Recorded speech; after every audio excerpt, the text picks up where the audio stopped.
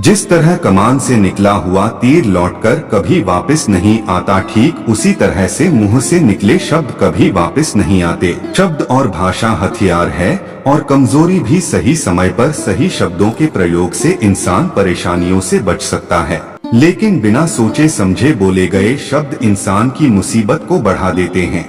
द्रौपदी का ये बोलना कि अंधे का पुत्र अंधा ही होता है, महाभारत के युद्ध का मुख्य कारण बना था। तो नमस्कार दोस्त, मेरे YouTube चैनल में आपका स्वागत है। वीडियो को शुरू करने से पहले वीडियो लाइक और शेयर जरूर करें। आज भी लोग अपनी जबान का इस्तेमाल दूसरों को नीचा दिखाने और खुद को बड़ा बताने के लिए करते हैं, लेकिन जो समझदार और सफल इंसान होते हैं वो ये अच्छी तरह से जानते हैं कि उन्हें किस वक्त कितना और क्या बोलना है। साइलेंट रहने का मतलब ये नहीं है कि आपको पूरे दिन एक भी शब्द नहीं बोलना है या चुपचाप रहना है। मौन का मतलब है कि बेवजह शब्दों का प्रयोग नहीं करना है। जहाँ जरूरत है वही ही बोलना है, अपनी लक्ष्य पर ध्यान केंद्रित करना है। आज मैं आपको चुप रहने के साथ ऐसे फायदे बताऊंगा जिन्हें जानने के बाद आप आज से ही नहीं बल्कि अभी से उतना ही बोलोगे जितनी आपको जरूरत होगी। पहला, मौन लोगों का ध्यान खींचती है। महान आचार्य चाणक्य अपनी चाणक्य नीति में बताते हैं कि उन्होंने अपने हजारों शत्रुओं को अपनी खामोशी से परास्त किया था। वो खामोश रखकर अपने शत्रुओं को विचारों में उलझाए रखते थे और सही समय आने पर वह अपने दुश्मनों को ईंट का जवाब पत्थर से देते थे। साइलेंट यानी चुप्पी किस तरह लोगों के अटेंशन को ग्रैब करती है, यह बात आप इस उदाहरण से समझ सकते हो कि जब क्लासरूम में टीचर किसी विषय पर बात करते हैं तो स्टूडेंट्स उनके बात को बिल्कुल ध्यान से सुनते हैं, लेकिन जब अचानक टीचर या स्पीकर बोलना बंद कर देते हैं तो सभी लोग आश्चर्य में पड़ जाते हैं। अरे क्या हो गया भाई, कम्युनिकेशन बंद क्यों हो गई? मैं जब स्कूल में था तब अक्सर ऐसा होता था और आपके साथ भी ऐसा हुआ होगा।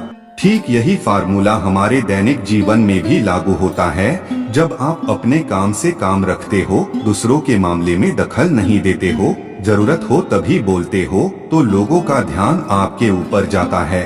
और अगर आप कम बोलते हो, जरूरत हो तभी बोलते हो, तो लोग आपकी बातों को ज्यादा महत्व देंगे। लोग आपकी बात को उन लोगों की तुलना में ज्यादा प्रेफरेंस देंगे, ज्यादा याद रखेंगे जो लोग बिना जरूरत के बकबक करते रहते हैं।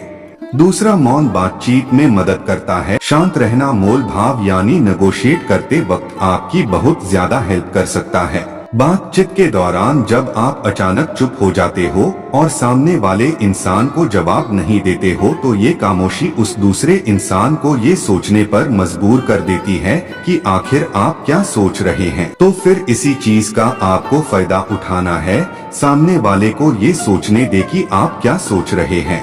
मान लो आप कोई डील फाइनल कर रहे हो, ये सामने वाले पार्टी को जल्दी से यस या फिर नो कहकर जवाब मत दो, कुछ सेकंड का पोज लो। आपकी ये चुप्पी सामने वाले इंसान को परेशान करेगी और वो सामने वाला इंसान बोलकर आपकी इस खामोशी को भरना चाहेगा। उनको सारी बातें बोलने दे जिससे आपको बातचीत आगे बढ़ाने में मदद मिलेगी और आपका साइड बातचीत के दौरान ज्यादा भारी रहेगा।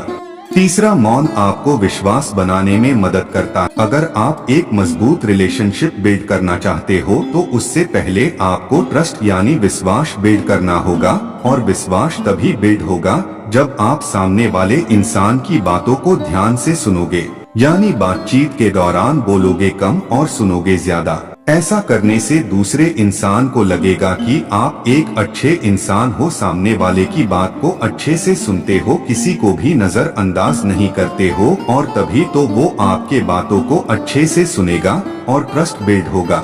चौथा, उत्तर प्राप्त करें। आपने ऐसे कई सारे लोगों को देखा होगा जो कोई प्रश्न पूछने के बाद रुकते ही नहीं है, अपनी बकबक चालू रखते हैं या फिर दूसरे को बोलने का मौका ही नहीं देते। अगर आप भी ऐसा करते तो आपको दूसरे इंसान के पर्सपेक्टिव को जानने का मौका ही नहीं मिलेगा, लोग आपके प्रश्नों का जवाब ही नहीं देंगे। इसीलिए कोई भी प्रश्न पूछने के बाद आप साइलेंस हो जाओ, आप अपना ओपिनियन मत दो। लोगों का क्या ओपिनियन है उस बात पर, उस प्रश्न पर आप जानने की कोशिश करो, शायद आपको कुछ नया सीखने को मिल जाए। कुल मिलाकर आप प्रश्न पूछने के बाद जितना जल्दी चुप हो जाओगे आपको उतना जल्दी आंसर मिलेगा। स्वामी विवेकानंद जी जो अपनी बुद्धिमता और विजडम के कारण पूरी दुनिया में जाने जाते हैं, उनमें भी ये क्वालिटी देखने को मिलती है। वे भी अपने गुरु रामकृष्ण जी से जब भी कोई प्रश्न पूछते थे तो अपना ओपिनियन तो बाद में देते थे,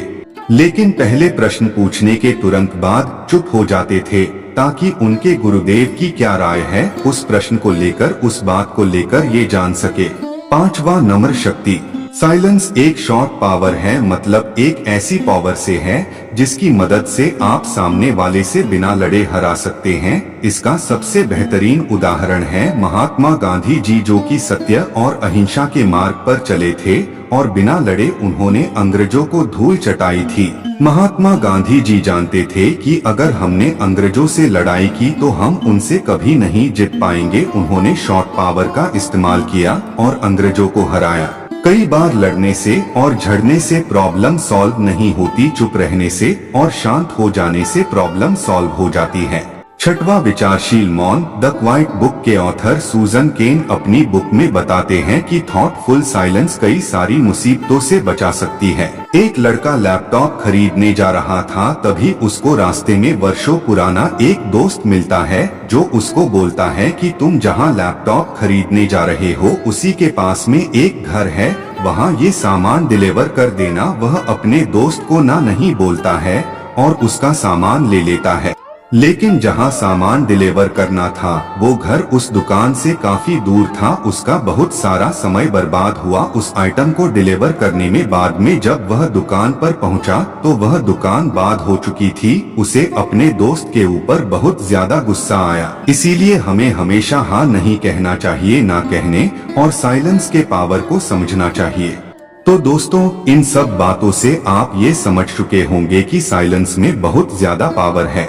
साइलेंस के पावर को कम नहीं समझना चाहिए। साइलेंस आपको बहुत सारी मुसीबतों से बचा सकती है और अगर आप भी इन बताई गई बातों को उतारते हो, जहां जरूरत हो वही बोलते हो, तो डेफिनेटली आपको बहुत ज्यादा फायदा होगा। दोस्त, इस वीडियो में इतना ही। अगर वीडियो पसंद आए तो चैनल को सब्सक्राइब जरूर करें।